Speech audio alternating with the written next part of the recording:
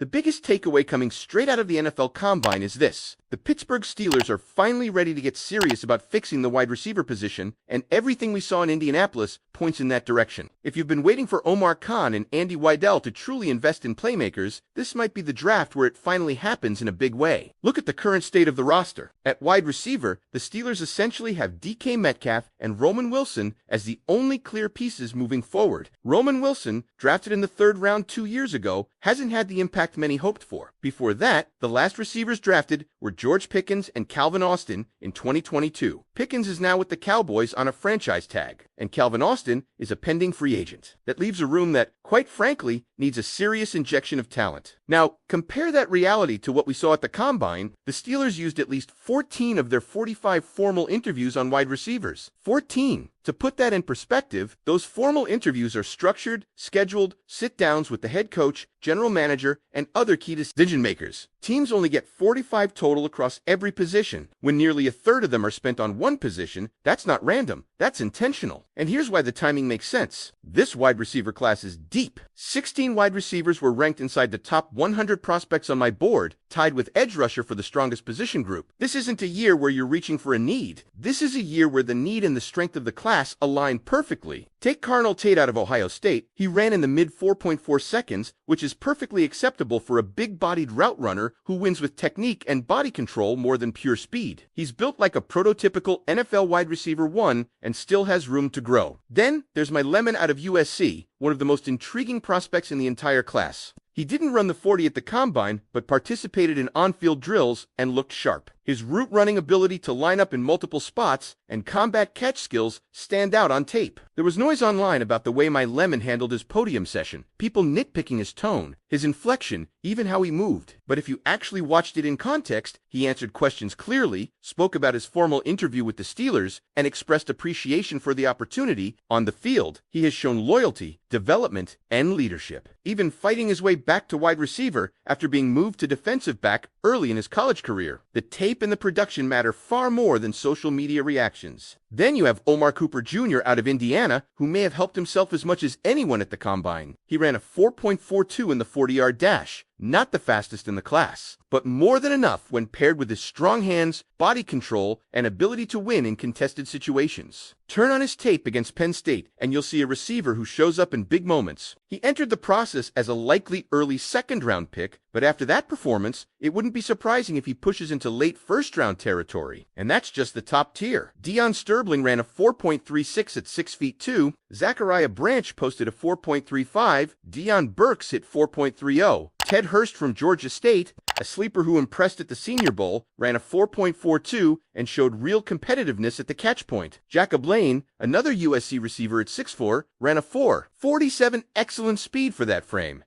Michael Sturdivant from Florida flashed 4.44 speed at 6 feet 3. Caleb Douglas ran a 4.39. Chris Brazzell clocked 4.37. The point is not just that there are fast players, it's that there are varied skill sets. Big bodies, route technicians, slot speedsters, vertical threats, return specialists. There are enough options that the Steelers could realistically double dip, maybe even triple dip, and still come away with value. And when you zoom out, this approach fits the bigger picture. Over the past few drafts, Omar Khan and Andy Weidel have focused heavily on the trenches: offensive line, defensive line, edge rusher. They've built a young nucleus that includes Broderick Jones, Joey Porter Jr., Keanu Benton, Darnell Washington, and Nick Herbig, players who look like long-term pieces. With that foundation in place, it's logical to now shift toward playmaking. Instead of trading away major assets for a veteran wide receiver and absorbing a big contract, the Steelers could draft 2 receivers in the top 100, put them on rookie deals for 4 or 5 years, and grow them alongside the rest of the young core. Pair that with DK Metcalf, and suddenly the offense looks much more dynamic. And if the franchise quarterback comes in next year's draft, he'd be stepping into a situation with weapons already in place. Everything from Indianapolis suggests the Steelers understand that. 14 formal interviews at wide receiver, extensive conversations, heavy presence at drills. This isn't smoke, it's preparation. So now the question becomes, if the board falls the right way, should the Steelers commit to taking 2 wide receivers in the first 3 rounds and completely reshape that room in one draft? Because if you think about it, this isn't just about adding depth, this is about identity. For years, when the Steelers were at their best offensively, they weren't scrambling to patch together wide receiver rooms. They They were drafting, developing, and cycling through waves of talent. The model worked because it was sustainable: young receivers on rookie contracts, explosive traits, clear roles, defined strengths. Right now, that model needs to be restarted. The Combine gave us more clues beyond just the interview numbers. When you watched how the Steelers' decision-makers operated in Indianapolis, it was clear they weren't casually browsing the receiver group, they were digging in. Multiple meetings, follow-up conversations, time spent not just with top-tier prospects, but with mid-round and late-round players too. That's how you double-dip properly. You don't just fall in love with one name, you build layers on your board. And that's important because this class gives you options at every level of the draft. If they go early, someone like Carnell Tate gives you size, root polish, and a high ceiling. If they lean toward versatility and suddenness, My Lemon offers that ability to line up across the formation and create mismatches. If Omar Cooper Jr. is sitting there in the late first or early second, you're looking at a player who checks almost every box: speed, competitiveness, production, and composure in big game. But what makes this year special is that the drop-off between tiers isn't dramatic. That's rare. There are legitimate contributors projected in the third and fourth rounds who in other draft classes might sneak into the second. Guys like Ted Hurst, who proved at the Senior Bowl that he can fight at the catch point and then validated his athletic profile with the 4.42, or Chris Brazzell, who brings vertical speed that can immediately stress defenses, or Caleb Douglas, who flashed strong hands and long speed during All-Star Week and backed it up with a 4.39. You're not just drafting traits, you're drafting competition. And here's another layer that matters: contract structure and roster construction. If the Steelers plan to extend members of their 2023 draft class, players like Broderick Jones, Joey Porter Jr.,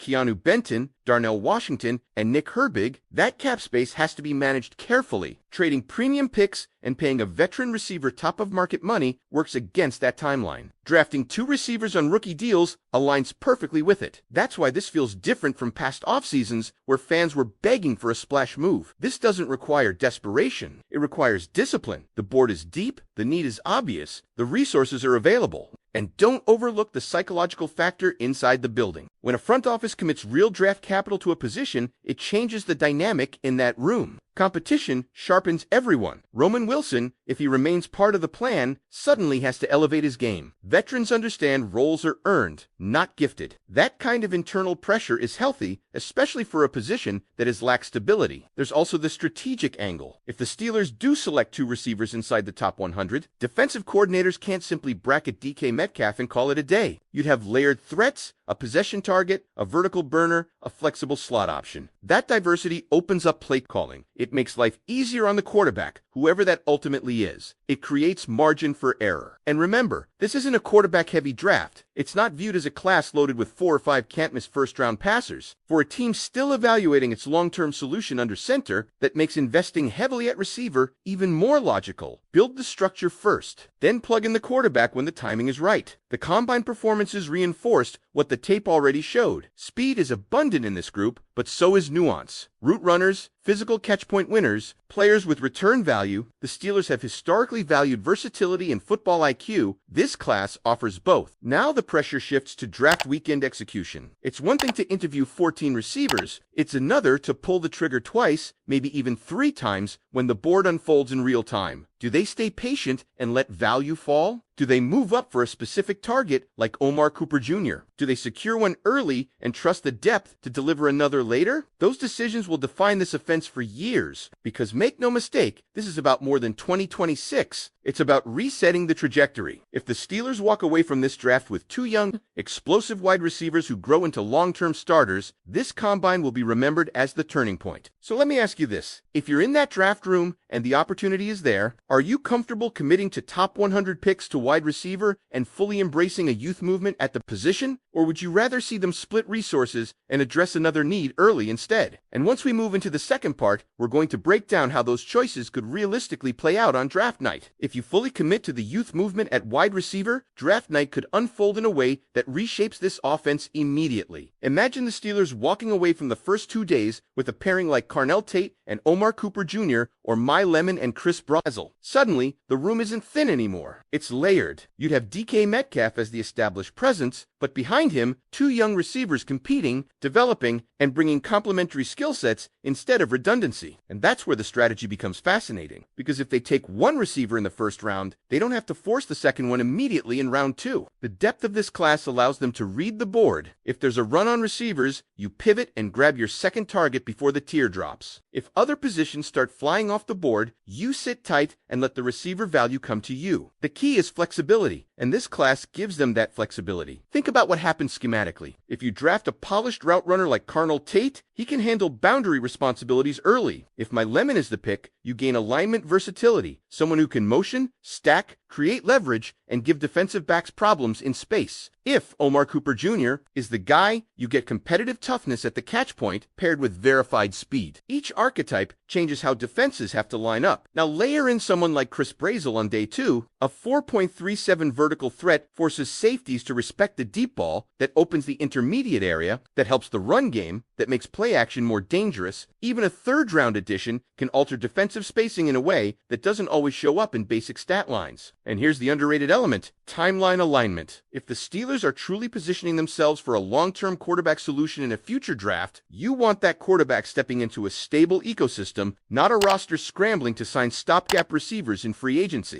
Not a patchwork unit filled with one-year deals. You want controlled contracts, chemistry development, and defined roles already in place. This is how you reduce pressure on a young quarterback. You don't ask him to elevate average weapons, you give him speed, size, separation ability, and let him distribute. There's also a financial ripple effect. Rookie receivers on 4-year deals, potentially 5 with a first-round option, provide cost certainty that allows the Steelers to extend their young core in the trenches without constantly restructuring contracts. It allows them to address other expensive positions, corner, defensive line, maybe safety, without sacrificing offensive upside. And if one of the two receivers hits at a star level, you've reset the cycle again. The Steelers built their identity for years by drafting and developing receivers. When that pipeline slowed, the offense felt it. This draft is an opportunity to restart that machine. But let's also acknowledge the risk. Drafting 2 receivers inside the top 100 means passing on other needs. Defensive back is still a priority. The interior defensive line needs depth. Guard could use reinforcement. Safety has been discussed as a potential early target. If you invest heavily at receiver, you're betting that the rest of your board aligns later. That's why the combine interviews matter so much. 14 formal meetings weren't just about talent evaluation. They were about personality fit, development trajectory, football IQ, competitive makeup. When you double dip at one position, you can't afford to miss on both. You need players who will respond to NFL coaching, handle competition, and grow within the system. And from everything gathered in Indianapolis, the Steelers are doing that homework thoroughly. So now the focus shifts to conviction.